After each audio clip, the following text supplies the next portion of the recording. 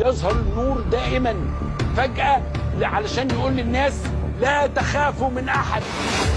ده راجل ودانا في 60 داهية، ديكتاتور رايح جاي بالميكروفون بالحديدة وسايبينه يهرتل، ونهايته هتبقى زي مرسي بالظبط. ما يفرقش عنه كتير، 10 12 سنة سوداء، سنين سودة، ديون الزفت الزبالة اللي عملها هو وعياله، والعمولات اللي خدها، فلوس الدولة هي اللي بتشيل، الدولة هي اللي بتستحمل. انتوا عارفين هو مين وعارفين بيعمل ايه، ولا يهمني ولا اخش في ذمتي بنكره.